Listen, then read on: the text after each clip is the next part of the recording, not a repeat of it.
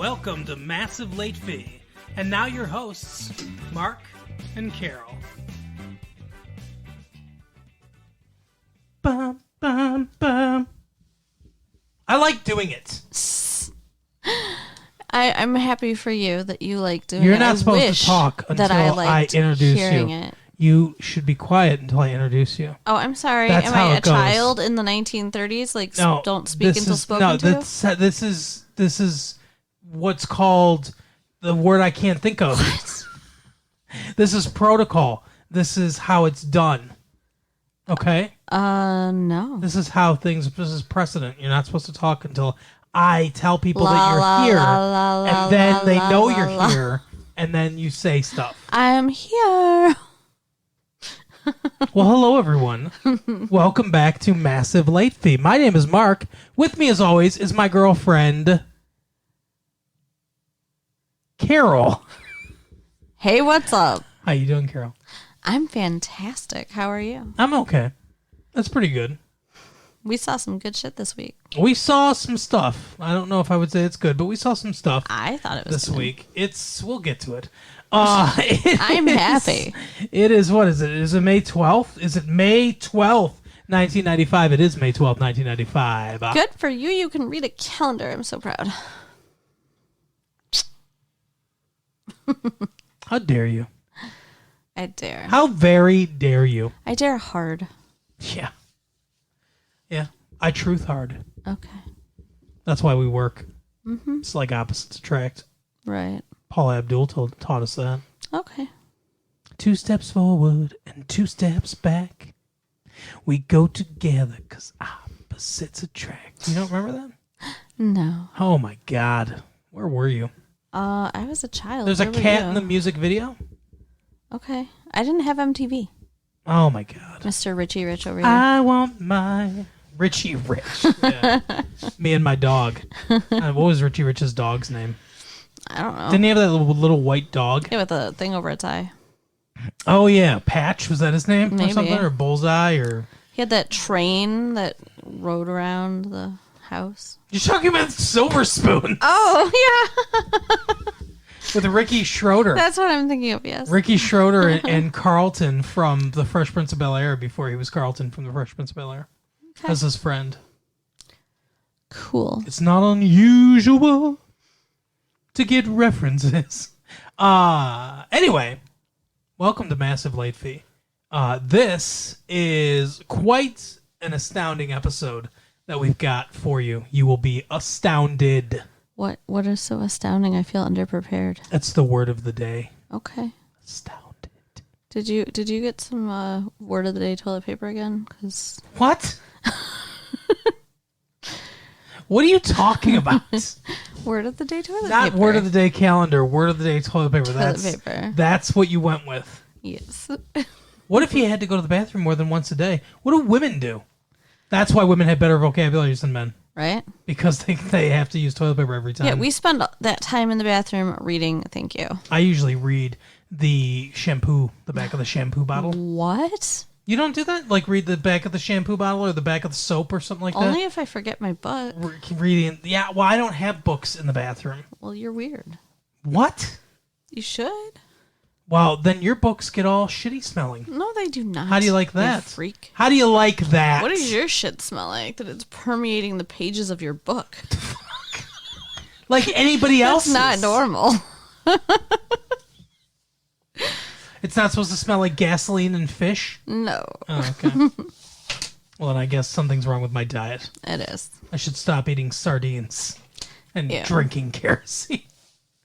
So Mother's Day is coming up. Yeah, that's right. What are you gonna do? I don't know. You don't know what you're gonna do? Did you get your mom a card? It's not gonna be like last year where I got her a card and you didn't. The good thing about your mom being dead is you don't have to worry about Mother's Day. I thought of that joke earlier today.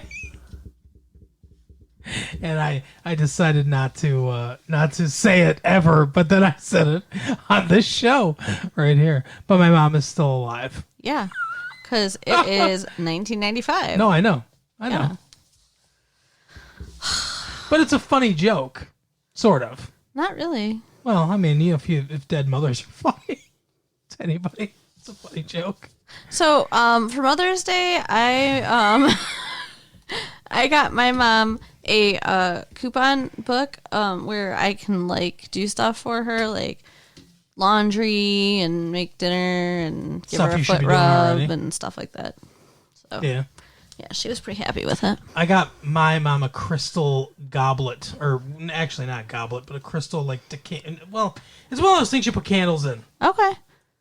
Well, what you're saying goblet and decanter, and now you're saying candle holder. But those it's are not very different. But things. it's not a candle. It's like like a tumbler looking one. Okay. It's like a big chunky one. Okay. For a big chunky candle. Or a drink. I guess you could put a drink in there if you want to, but it's for a candle. Okay. It's got a little reservoir thing around it to collect the wax. Cool. That sounds really pretty. I guess it's cool. I don't know. She likes candles. Me too. Go, Mrs. Phillips. All women like candles, I guess. I don't know. I don't think I've ever met anyone who doesn't like candles. Peppermint Patty. She doesn't like candles? I don't know. Well, why did you say Peppermint Patty? She's kind of a butch girl. Okay. She might, not be into candles. Sure. She calls Charlie Brown Chuck. Yeah. What do you think that's about? Well, his name is Charles, and I know. Chuck is a nickname. You know what I never thought about? His name is Charles, and Charles M. Schultz writes that comic book. You never really... It's Charlie Brown is after him. Yeah. Oh my God, do you think he was bald when he was a kid? No. Bald Charlie Brown's balls. I bet he's bald, though. Bald in real life?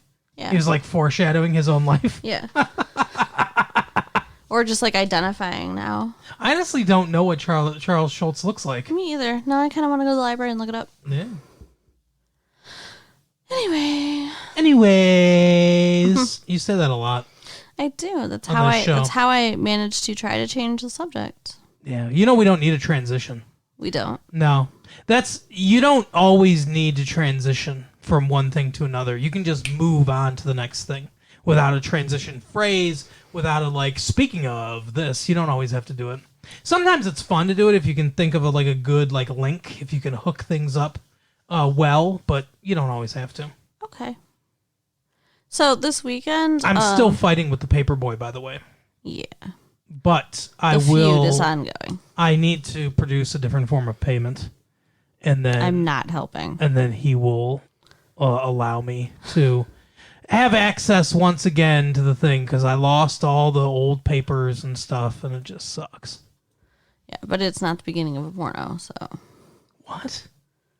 Well, you said an alternate form of payment. Like, what? Where does your mind go when you hear about that? Not there. Not at all there. Oh, well, I feel sorry for you then. I'm not... You feel sorry for me because my first thought isn't to whore my girlfriend out to get newspapers. No, it's just that when you hear alternate form of payment, that you should think about prostitutes. I guess. If you're a girl, I suppose. Guys don't think about that. Alrighty.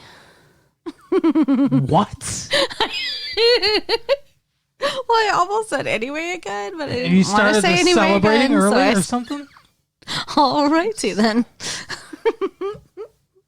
How many bottles of wine have you had today? Jeez, oh Pete. I'm high on life. Right? Life now comes in pill form. Yes. Jeez, oh Pete. Metabolife. What the fuck? What does that mean? Well, that's the pill form. Okay. Awesome. Metabolife. Life comes in pill form. Great. Yes. Jeez, oh Pete. So this week we saw a television show or televisual program. So I don't know. I guess I'll talk about the TV show and you can talk about the movie, because honestly I don't give a fuck about either of these things. Wow. Yeah, this was a Carol is happy week, which means Mark is not happy. It's not that I'm not happy. See, it's the worst of both worlds is what it is, and it sucks. Because this is how I feel about both things. Both the television show and the movie that we watched. I didn't love either one, but they're not bad. They're just fine. And it's not going to be fun to talk about for me and it's not going to be interesting, and it's going to be hard for me to make it funny because they're just fine. Okay, I'll talk because I liked them. You're going to talk about both of them? Sure. All right, you do it then. This is going to be a Carol-centric episode, everybody. Yeah, and then, we'll hear the occasional pipe up from the peanut gallery. Boring. Oh, no. How dare I? How could you? Oh, no. What? Never mind. You talk about it. Make it funny. Go. Well, I'll tell you, there are no black people in either this movie or this TV show, which I find problematic. Carol's fine with it. Carol doesn't like to see black people on screen. Not true, jerk. All right. Now, the movie takes place mostly in France, Right. so... Just covered with black people, but... It is not. All right, you go ahead. You talk. We saw the show Cybill, which Yeah. I really, really liked. I think her daughter is so pretty. Like, I want to look like Zoe. I like the red hair. Yeah. I like the red hair, and I like her makeup and her pale skin, and it's flawless pale skin. Like, I really, think she's awesome. Okay, cool. So... Cybill Shepherd is the star. Yeah. So, in this episode, her daughter, Zoe, wants to have her boyfriend. Why don't you talk about how it begins, though? Okay, it begins... With Cybill doing a commercial. Yeah, for... What was it called? Vag something. Vag something. I want to say Vagisil, but that's not it. Get Vag something. No, because Vagisil is an actual product. Right. It's like Vag-a-cream or something like that. I don't know. Yeah, it's something like that, though. It's like some Vagismear. feminine product where she's sitting there with her daughter. Not her. Fake daughter. Yeah, in the commercial daughter. Who they don't actually say anything. No. She's like, Mom, do you... I need something for my, feminine needs or whatever. And she goes, She didn't say feminine needs. I don't know. She says something. Like, she's like, Mom, don't you ever feel like... And she's like, oh, yeah. Totally. And she's like, well, and, what do you think? And she's like, oh, you should try this. And she's like, well, help with that. Oh, yep, that'll help with that. They never say anything. It's that whole, it's the parody of that commercial that, do you ever have that not so fresh feeling, and stuff? Yeah. It's like a mom walking with her daughter down the beach and, like, Mom, what do we do? And it's like, I don't know. Why don't you ask the seagulls that are falling? Yeah. So it was kind of funny, and Zoe was watching it with her mom, and she's humiliated. She's like, is this a national commercial? You would be too, wouldn't you? If your mom was a commercial actress that did a clean your vagina commercial. I guess. I mean, does everybody know that's her mom, though? Like, people wouldn't recognize my mom. But the thing is I think the most of those products are, correct me if I'm wrong, because I'm not a girl and I don't have a vagina and I don't know how to operate one. Well, you do a little. Well, I mean, from the maintenance aspect of it. But I don't think those products are necessary, right? No, they're not. Absolutely not. I Because don't use that shit. your anatomy is self-cleaning. Yes. I mean, besides the, whatever maintenance you do in the shower of Right. cleaning yourself out like any human being does. But other than that, internally, it's all self-cleaning, right? Yeah. Yeah, that's what I thought. I think, though, that, back in our parents' day, women thought they were supposed to douche. Yeah, because, yeah. But not It's a anymore. puritanical thing. Yeah. So. I need to be able to eat off the walls of your vagina. Well. Technically. Anyway. Anyways. One of the things I find really interesting about this show, though, Yeah. is the relationship between all these adults. That it's the mom with both of her ex-husbands. Right. Who are both the dads of her two daughters. Two daughters, yeah. And her two daughters. And they all hang out. Like, that's normal. I'll tell you what. One thing, the writing of this show is good. Yeah. It's good writing. Like I said, I'd watch more of this show. But it's I can't be like, oh my God, it's like the funniest show I've ever seen on TV or anything. I can't hype praise to it. I can't heap a bunch of effusive praise to it. but it's also not bad. So that's why, I mean, it's like, it's hard to talk about the show, but the writing's really good. And there's a scene where they're in the kitchen and the two dads are fighting, Paul Reiser and not Paul Reiser. It's Paul Reiser and oh my god, what's his name? Evigan. I can't think of his first name. No, that's my two dads. Uh-huh. But the two dads are fighting, and Cybill Shepherd's there, and she's fighting, and the two daughters are there too, and basically everyone's fighting, and it's the most realistic fighting scene I've ever seen of people squabbling. Right. Like they're talking over each other, and so it doesn't seem staged. I think the acting's like very strong in this scene. Yeah. They you can see the relationships and the chemistry between these actors and everything, and it really seems like an actual fight that people would have, like a squabble. And if they would ever find themselves in that situation, which they wouldn't. Yeah, but I think it's really tightly written. Yeah, I agree. It is. So, Zoe wants to have her boyfriend come and stay the night. Right. He lives in San Francisco? I think so, something like that. He lives in San Francisco. His brother is going to school in San Francisco, I think, or something. Well, you see, it's SC. SC? USC, University of Southern California. He's not going to USC, though. He's going to go to USC. Right. After he's done with his master's. Yeah. Yeah. So. But he's going somewhere else now. Yeah. Maybe Berkeley or something like that. He's going a little farther up. So he offers to drop her boyfriend off. Mm-hmm. And he is as dumb as a bag of rocks. Like, oh, yeah. I've never seen a real life person be this dumb. I don't think it was fair. Have you? Have you ever seen a person this dumb? I know one person close to this dumb, but not quite this dumb, though. The guy that was going to bleach his hair with laundry bleach. Yeah, that's pretty bad. But yeah, this guy, he doesn't understand anything. No. He needed to be handed his shoes. Yeah, his brother's like, you forgot your bag, you forgot your shoes. Mm-hmm. Like, her sister is 7 months pregnant, and he's about to light up a cigarette next to her, and she says, baby on board, and he says, I break for squirrels. Yeah. Because he thought she was talking about bumper stickers. He's like, I thought we were playing the bumper sticker game, as if that's a thing that exists. So, yeah, it's no good. So, Marianne, Cybill's best friend, has gone off to Reno to have a vacation with her boyfriend. Yeah, she's going on a trip with her boyfriend Bob, I think his name is. Right. And Cybill's friend is played by the hilarious Christine Baranski. Yeah. She is so funny. So Cybill gets a call from Marianne about the fact that she is getting married in Reno right now.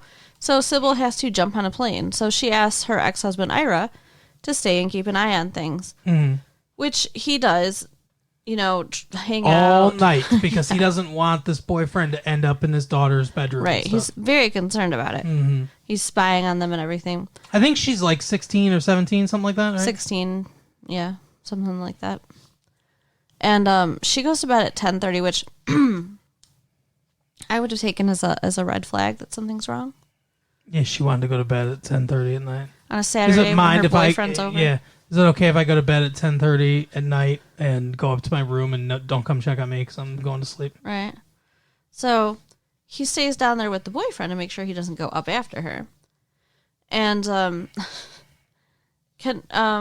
where do we go? Where do we go now? Do we go to Reno or to the end of the episode? We can go to Reno. Okay. Cybill finds Marianne in Reno getting married, but not to Bob. The biggest little city in the world. Right. She's getting married to a magician that she just met. Mm-hmm. Who?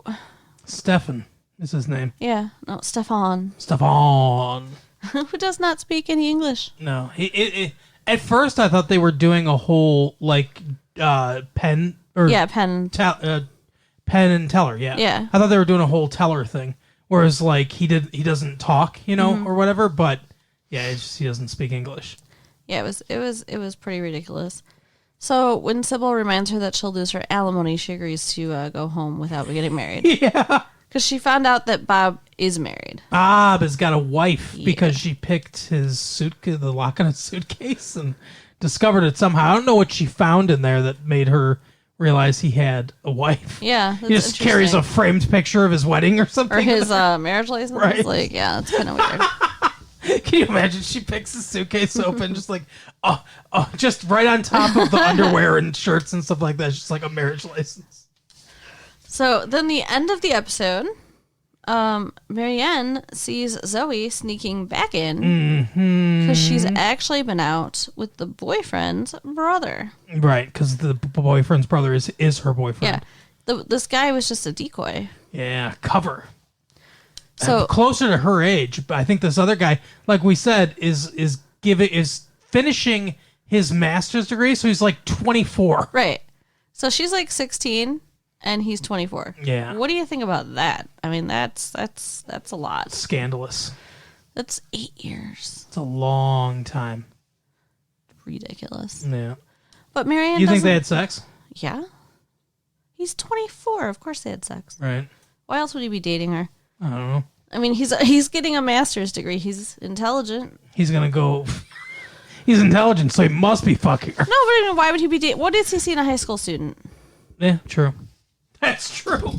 It's kind of like the reverse of what they said, because the one dad's like, I don't know what she sees in this guy, and he's like, come on, man, don't be dumb. Because I guess he's a good-looking kid or whatever. I don't know. He looks like a normal teenager to me. But the other dad's like, hey, you know, if the guy's not smart, if he doesn't have money, if he doesn't Has no personality. it has no personality. What else can it be? Yeah. And I think it's the other way around with this guy. This guy's just like, she's hot, so, and I want to have sex with her, so. Yep. So, and Marianne, I think that she's not being a very good friend to Cybill. Because she doesn't tell her. Yeah. Yeah. Wouldn't you tell your friend? I don't know. It'd be weird. I identify more with the the teenagers in this situation. Okay, which teenage boy do you identify with? The one fucking the 16-year-old. He's actually a 24-year-old man. That's closer. That's closer to what I'm doing right now. Alrighty. I enjoyed the episode. I thought you were going to say you enjoyed something else. I thought that was a good twist. Like, I didn't see it coming. So I can show you another good twist. Were you still talking about this? But I will see it coming. So. Unless, doggy style. Oh, jeez. Don't be crude. Well, I had to figure out a way to get it in there. Oh. I meant the joke. Uh-huh. Moving on. The movie. Sorry. The movie that Mark took me to see this week. Yeah. Is French Kiss with Meg Ryan and Kevin Kline. I knew you wanted to see it, so. And Thank Jean you. Reno.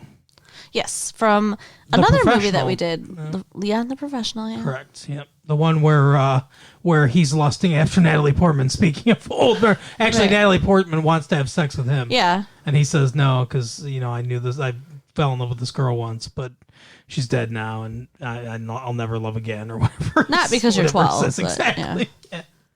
And then Luc Besson, the guy that directed it, actually, is dating a 16-year-old or whatever, and he's like 30.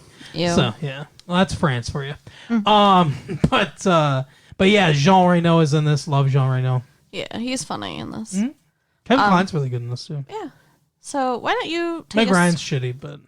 Why don't you take us through the plot? So it begins. Come on, why do you make me do this? So it begins with Meg Ryan is living in Canada. Mm-hmm. She's an American, but she is becoming a Canadian citizen. She's in the process of becoming a Canadian citizen. She has renounced her American citizenship or whatever, and she's engaged to Timothy Hutton. And this is not their characters. Meg Ryan in real life is engaged to Timothy Hutton. She is? No, I'm just joking. What the fuck? I don't know their character's name, so I just call them by the actor's name. But anyway. Charlie Parker? His name's Charlie. Her fiance's name is Charlie. The Birdman. And her name is Kate. All right, so Kate and Charlie. Yes. So they're engaged, and Kate's like, hey, guess what? I saved $45,000 so we can buy this house that your parents are talking about, which is a super nice house.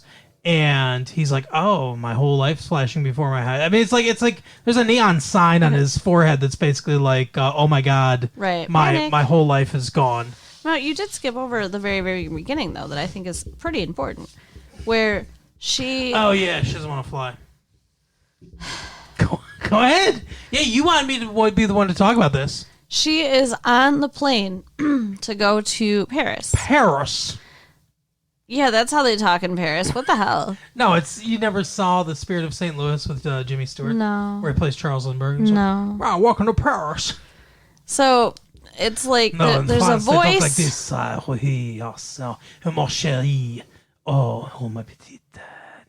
There's a voice your overhead What? talking to her about, being calm, Use your mantra.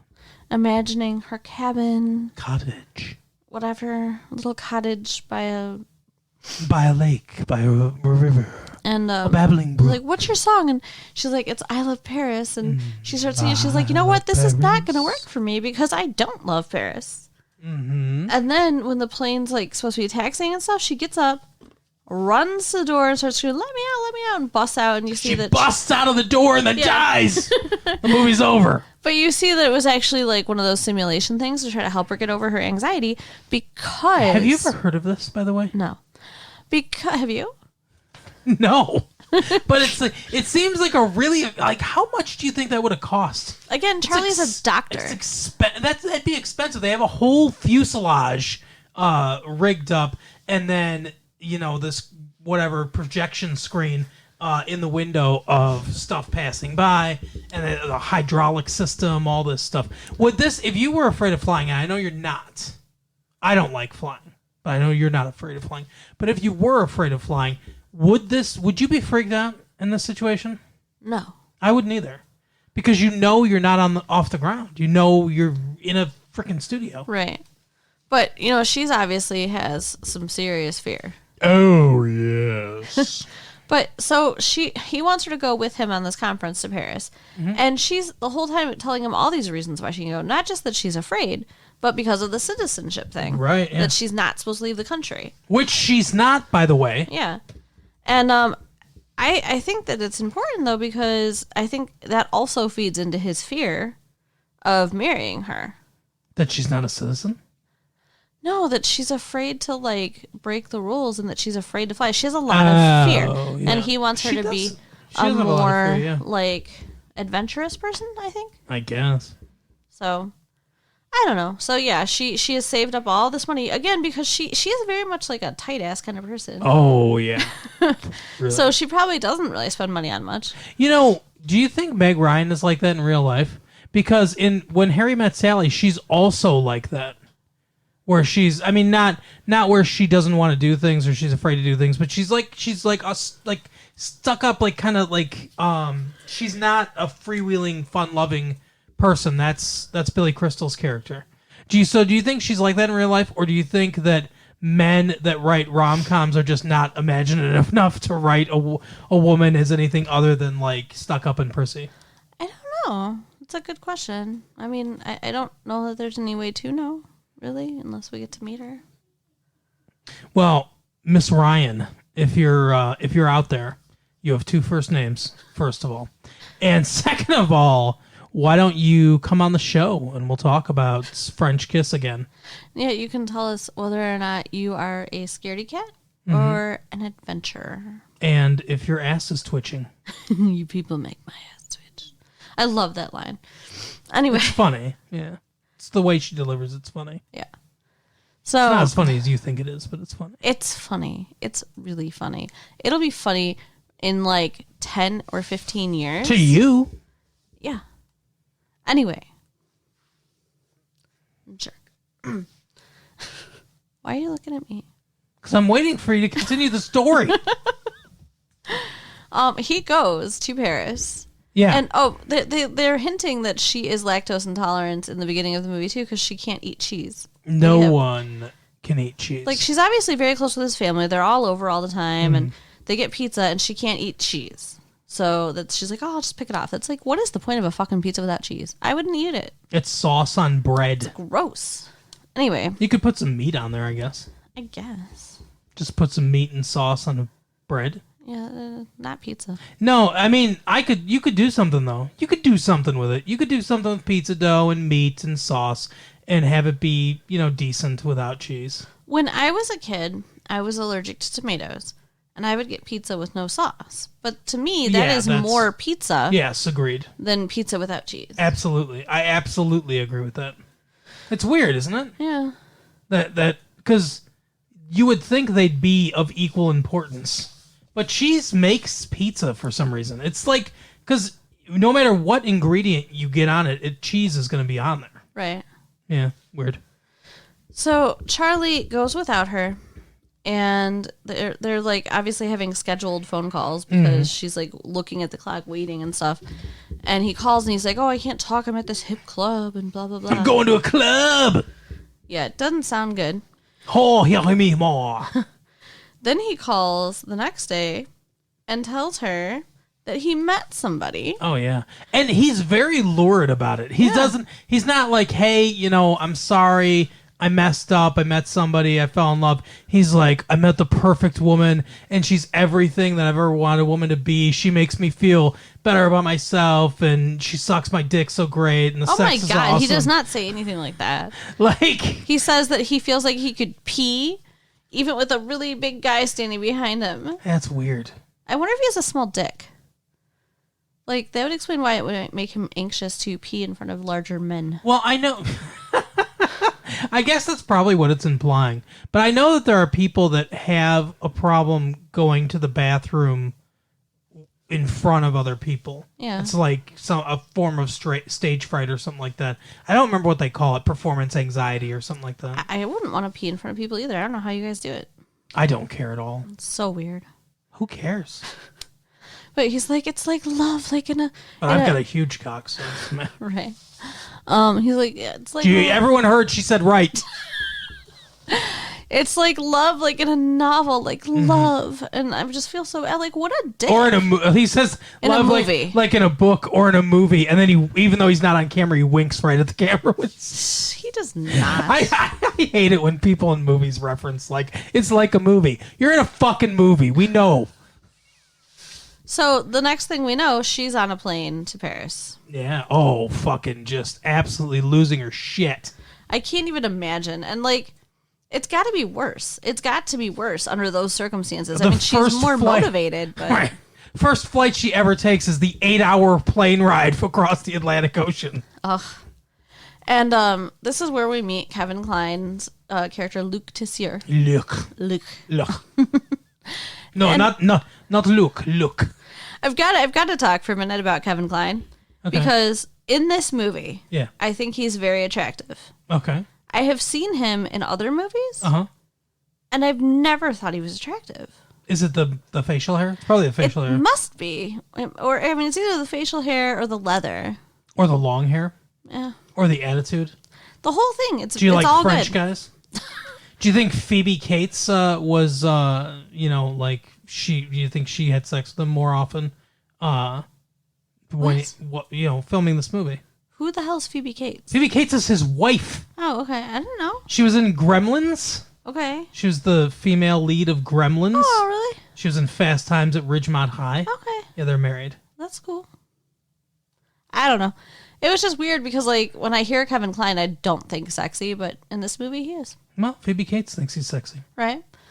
So he ends up sitting with her, and he does her a solid because she looks like she is about to just have a heart attack. Kevin Kline and Phoebe Cates, if you're out there and you want to call in and talk about the movie French Kiss, and Phoebe Cates, if you want to talk about... Gremlins or Fast Times at Ridgemont High. Well, what I was going to say is if you want to talk about if you found your husband more attractive. Yeah, how much sex you had while filming this movie. Sure. I want to know. All right, go ahead. Anyway. I want Phoebe Cates to come on now so you can say that you've never found her husband attractive, but in this film he is attractive. So he distracts her by insulting her.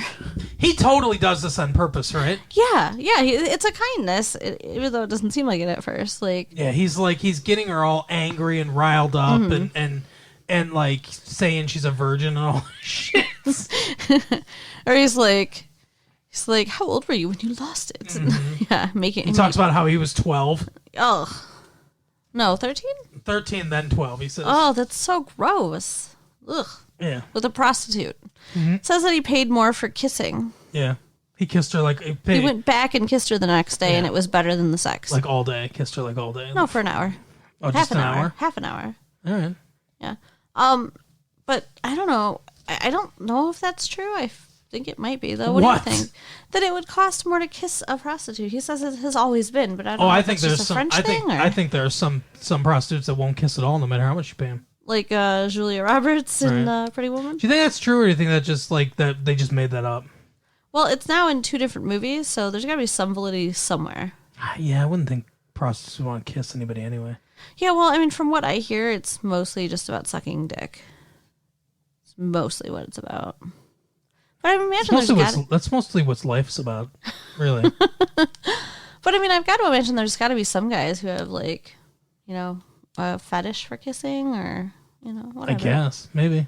I don't know. Anyway. I think everyone likes kissing. Well, that's a pretty broad statement. You don't think everybody likes kissing? Why do human beings do it? Well, what if the person they are kissing isn't a very good kisser? Well, then, yeah. I mean, what if the person who's sucking their dick isn't very good at sucking dick? I mean, like, you know, anything done bad. Yeah, that's like bad pizza, though.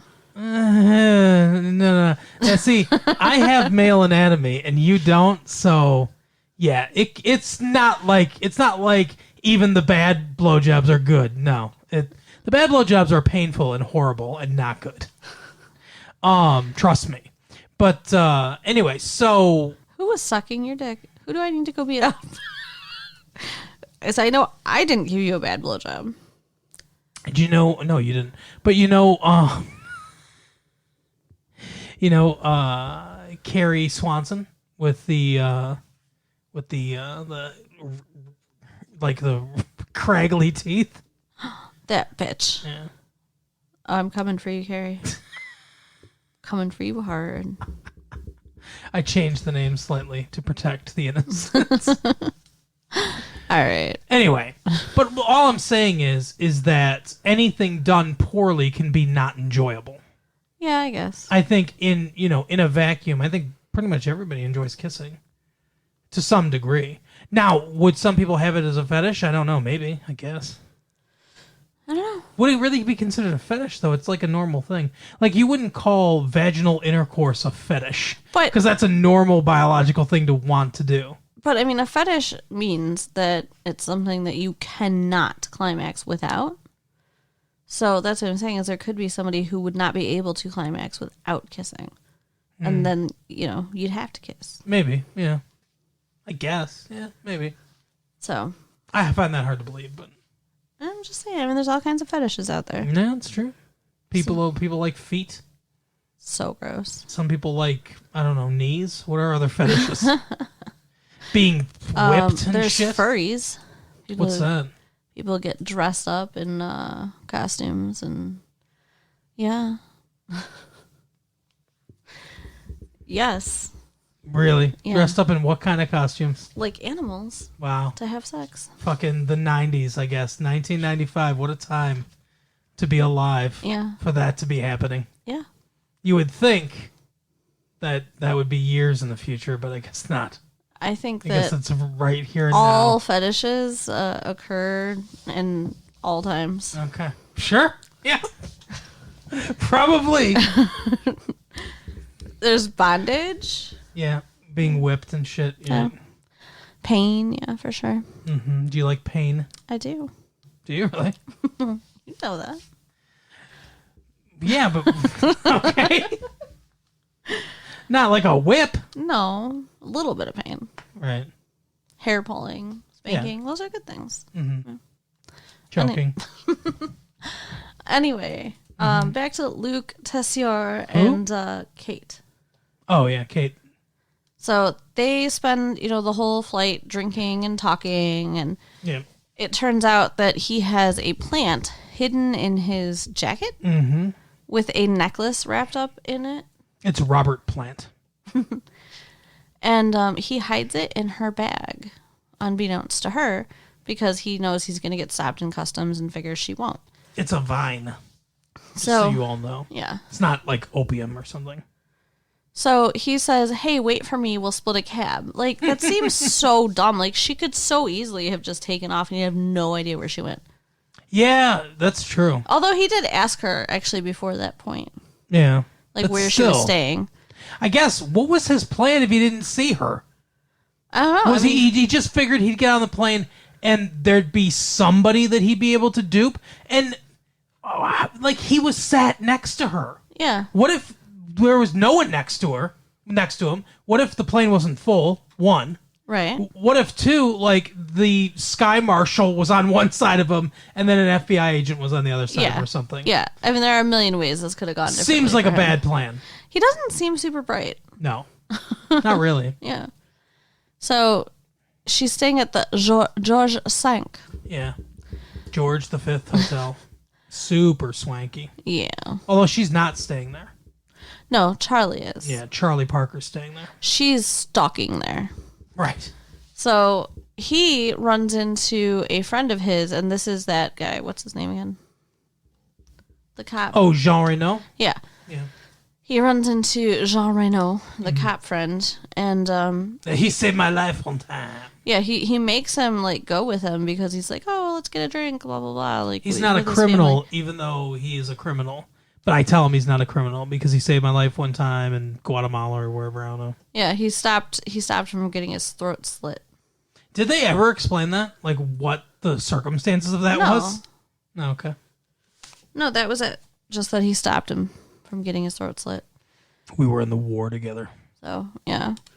The last French war. So, Kate... World War II. Is at the Georges V.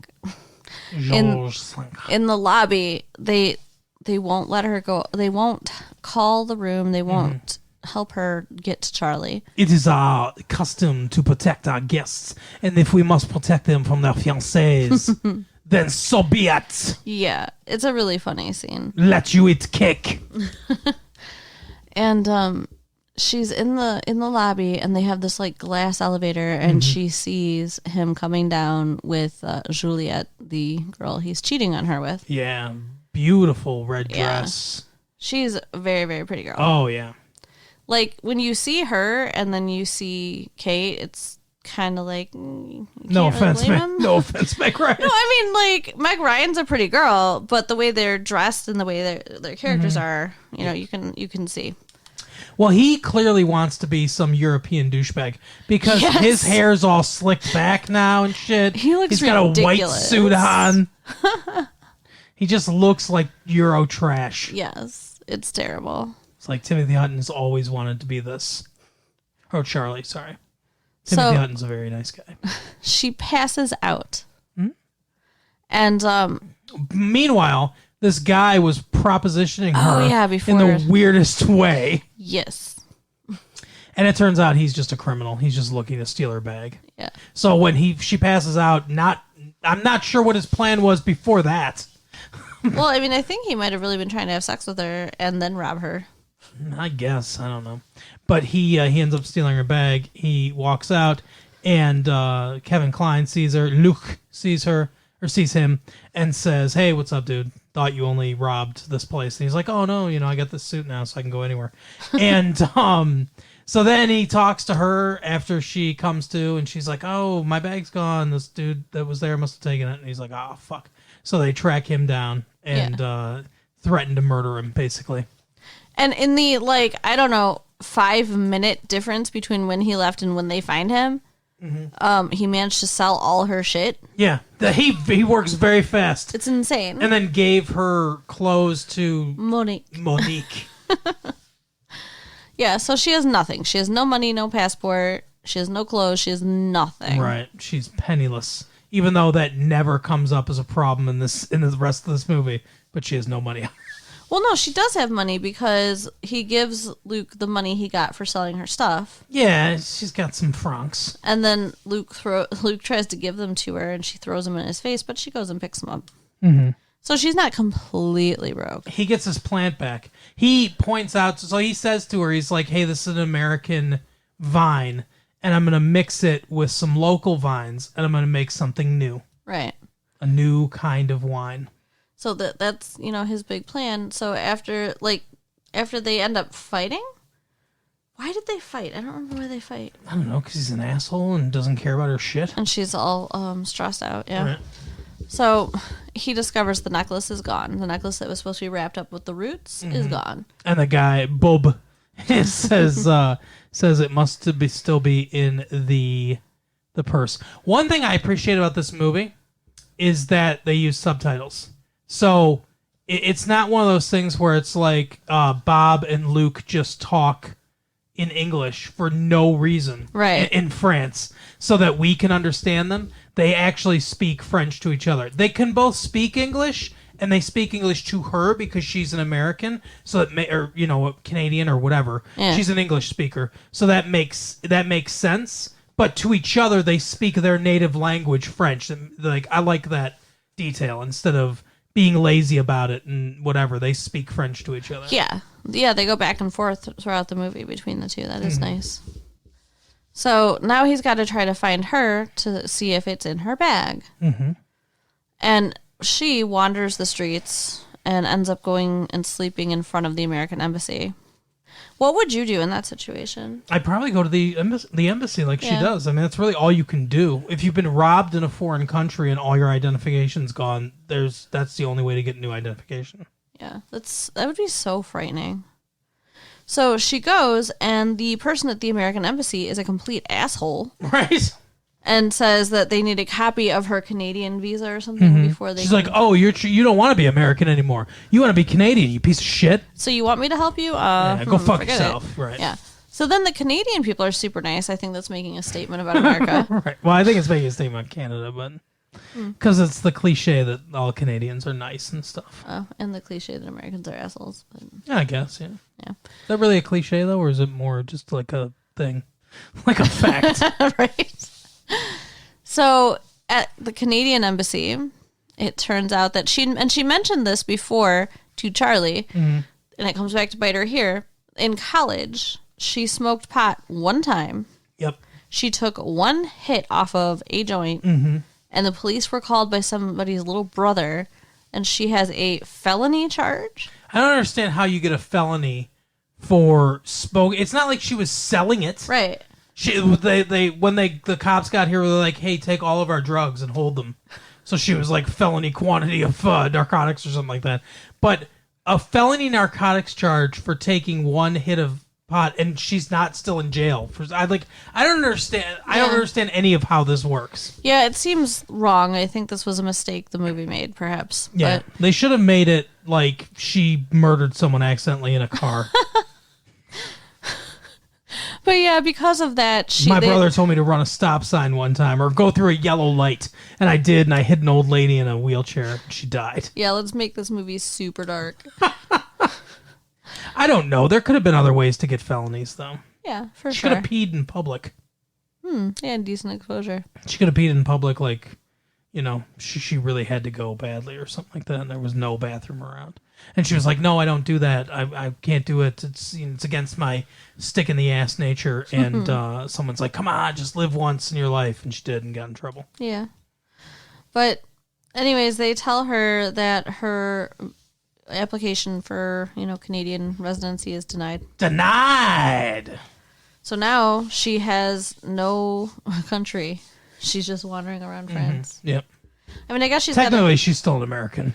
Yeah, but they won't help her, so... Yeah. I mean, maybe she could try to go back. I really don't know what she's going to do. Mm-hmm. Well, we do know what she's going to do because we've seen the movie, but...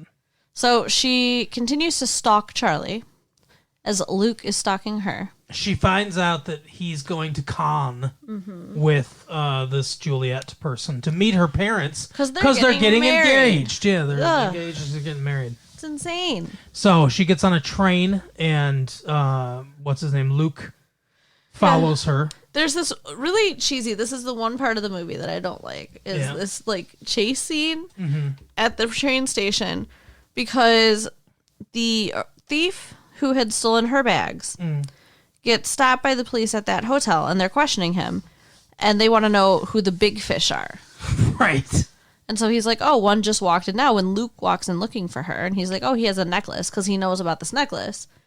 So they take off after him. But he doesn't know that conversation occurred. Right. And he doesn't have the necklace. Nope. All he has on him is the vine. Mm-hmm. And it's really, really cheesy. It's like you could imagine this being a cartoon. Yeah. It's like Scooby-Doo. Yeah. Where they're running indoors and stuff like that. Yeah, and I mean, like he's like hiding under stuff in a cart. I mean, it's really dumb.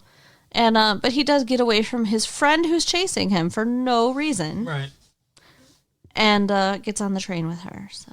And then he's sitting there and he's trying to figure out a way to get the bag and everything so he can check the bag. And at one point she's asleep, and she's using the bag as a pillow, and he's trying to like put his arm around her and go into the bag and everything. And then she like leans over and kisses him and calls him Charlie, like kisses him very passionately.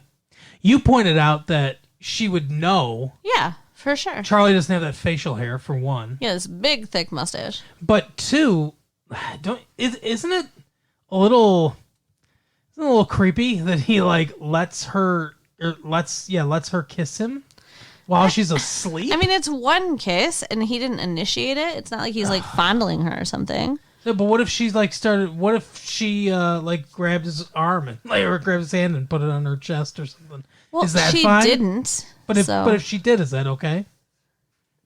I mean, he should stop it. But I mean, it wasn't like a super long kiss. It was a passionate kiss. It was a very passionate kiss. But it wasn't super long. So I think that he was shocked, and I think that he would have stopped it as soon as he got over the shock of it. I think she had the female equivalent of a wet dream, too, by the way.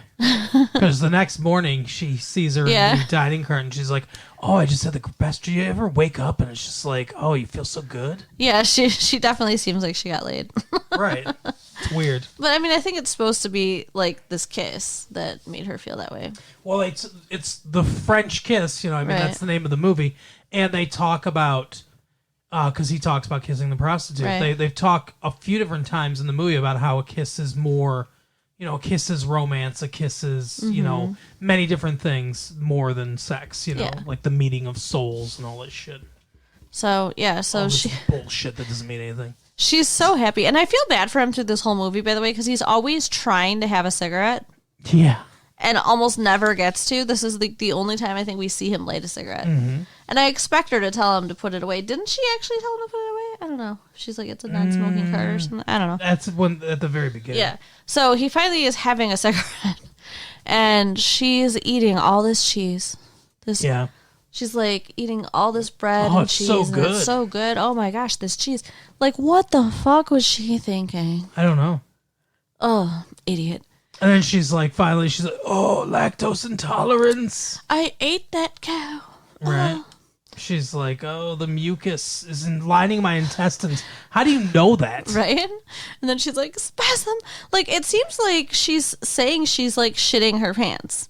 Well, I would assume that that's what's going to happen. Like, the next scene, the next scene, she's coming out of the bathroom looking wrecked. But I mean, if you're lactose intolerant, yeah, that's what it's going to do to you. It's going to give you horrible gas, horrible pains, and horrible, like... diarrhea and vomiting. I think so, yeah. Like at least diarrhea, maybe vomiting. I don't know. Maybe both. I'm not lactose intolerant. I don't know exactly how it works, but I know it does a lot of bad things to your gastrointestinal, tract. But I mean, like, she's wearing the same clothes, so I don't think she had any kind of accident. I don't think it's supposed to imply she had any kind of accident. No. But the way she's carrying on, it just seems like it. It's like, I think it was a little over the top. Yeah, probably a little.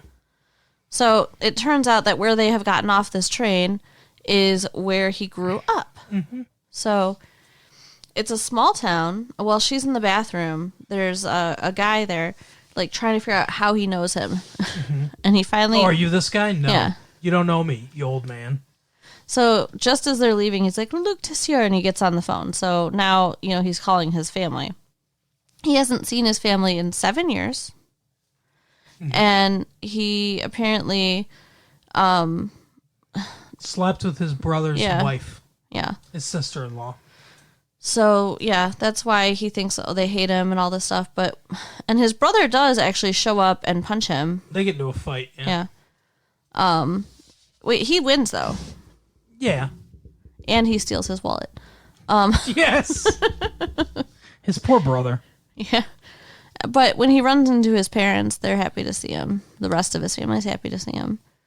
And she gets this, like, idea of who he is and what he's like because of seeing his family and where he grew up.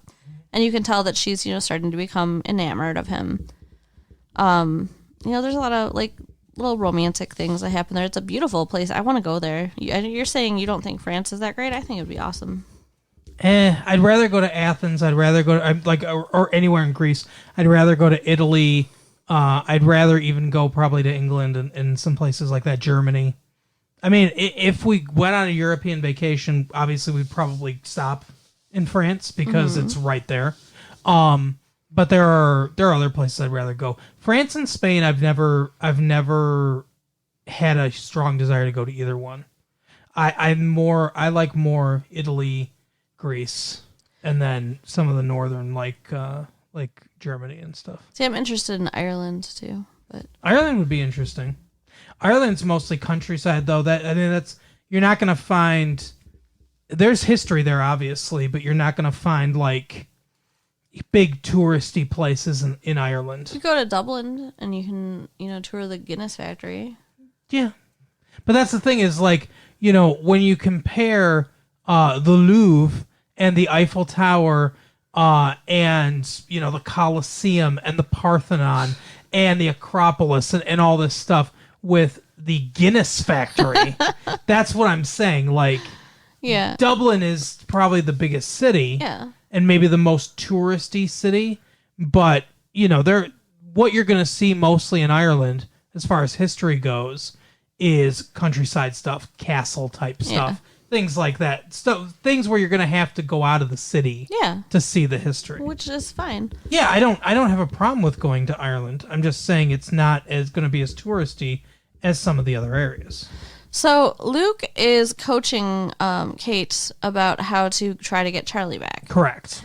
And they go to where she is meeting her parents, where they're having lunch with her parents. Mm-hmm. And Kate knocks over a dessert tray and just gets covered in dessert. Yeah. That's how he sees her.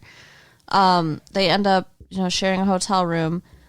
And there's like this moment where he has to sleep on the couch. You think maybe they're going to share a bed, but they don't. Those stupid moments in movies. Mm-hmm. At this point, I'm wondering why she's even bothering with Charlie, because it's so obvious that they like each other. Right. And she does, they go to the beach, and she talks to Charlie, and she's acting. It's totally an act. She's acting like she's all tough and over him and confident. And they're going to meet now to talk about dividing things. Mm-hmm. And Luke says, well, they're doing that he's going to do Juliet. Right. To keep her distracted for her. Mm-hmm. He lets Kate buy a dress on the credit card that belongs to his brother. Yeah, that he stole. Right? That he got them a room with. And he ends up at the bar with Juliet and going back to the hotel room with Juliet, but they don't have sex because it's yeah. No, what? I was just going to say it's a running joke this whole movie that he can't... that he can't get it up. Right. And he still can, apparently. Well, no, he calls her Kate. Oh, that's right. That's why it stops. Oh, that's right. No, he was feeling after he got the vine back, I think. Yeah, maybe. I don't know. At some point, he says it's not a problem anymore. Mm-hmm. And Kate goes back to the hotel room with Charlie. But then it occurs to her, she's still going to be the same person that he didn't want to be with. Mm-hmm. And he's saying how, she's changed and she's different. And she's like, yeah, I am, but you're not the one that, helped me change. You're not the one that turned on this bright light inside of me that, right. Makes me so irresistible to you. So, she realizes that she wants Luke. Yep. But she doesn't tell him. And he doesn't tell her. And it's the most frustrating thing. Right. Well, that's what Alfred Hitchcock, right? That's what he said suspense was. Yeah. So in the morning, he said suspense was Meg Ryan and Kevin Kline, not talking what did about he how say they felt. suspense was? No, if like a bomb explodes in a movie, it's terror, right? But if you see the bomb, like if two people are in a cafe talking and you see the bomb under the table, like ticking down, that's suspense. Okay. When you know something, like danger's coming that the characters don't know. Right. Basically, that's suspense. So, Kate's character and Luke's police friend, Jean Reno, have talked, and she has basically set up with him to have Cartier write a check to Luke for her entire life savings. Yeah, she's transferring it to Cartier. And she's going to go in and pretend to sell the necklace to Cartier for the money. Right. Because she wants him to be able to buy a vineyard, which he's told her he wants to do. Because he lost his half of the family vineyard to her brother, to his brother in a card game. Yeah. Insane. He's a moron. So, all of this goes down. They part ways. Like, what was she going to do? Yeah, she had no money at this point.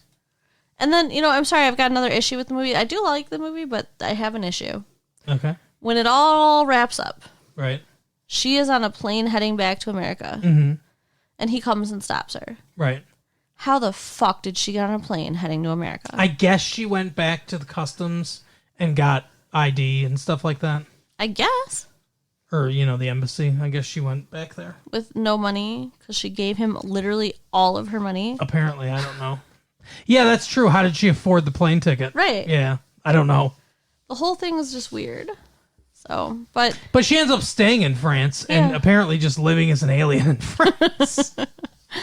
Yeah, it shows them on the vineyard and kissing and happy. So. Yeah, they get together and everything. Yeah, I mean, it's a really cute movie and it's beautiful. It's a good movie. But I don't love it, but it's fine. No. No, I don't love the movie, but it's a good movie. The strength of the movie is it's an interesting story, which when you make a romantic comedy, it's got to be an interesting story, or the movie just is a cliche, basically. And the acting is very good. Kevin Kline and Meg Ryan are excellent in the movie. Yes. And they have really good chemistry. That's the strength of the movie. Yep. But there's not. It's not outstanding or anything. It's not innovative or anything. I guess it's just I just really like romantic comedies. It's not Pulp Fiction. Yeah, for sure. Pulp Fiction's a better movie. But it's good. It's a good movie. It's very cute. It's worth checking. It's worth your time. Take your girl. Go to a matinee show so you don't spend quite as much. It's worth your time. For sure. But we will end this week, as we end every week, with our blockbuster pick of the week. This week, we talked about Leon the Professional. Leon the Professional is coming out. Oh, hey, look at that. This week. Also, I haven't seen this movie. So this will be one of the first times that we're doing a movie as a pick that I haven't seen. So I can't say that it's, if you haven't seen Leon the Professional, go see Leon the Professional. But Nobody's Fool, Paul Newman, it seems interesting to me. Okay. I have heard of the movie. Mm-hmm. I've heard good things about the movie, but I haven't actually seen the movie. I like Paul Newman a lot. Jessica Tandy's in it. Bruce Willis, Melanie Griffith. He plays some kind of con artist, a la The Sting, I guess, who's retired at this point and everything. And it's a comedy drama film. So I've heard good things about it. Like I said, if you want to check it out, I think it's worth checking out. I'm probably going to check it out and see what it is. How's it like? Well, I guess I owe you one, so I'll watch it with you. All right, sounds good. But Carol, why don't you tell the people all the things they need to know? So, thank you for listening. Continue to do so. Tell your friends. Give us the stickers on our locker to let us know you love us. Mm-hmm. And, send us notes. You can slide them in the locker. You can email us at latefee1994@aol.com. Yep, sounds good. All right, we will talk to you next week. Bye. Bye.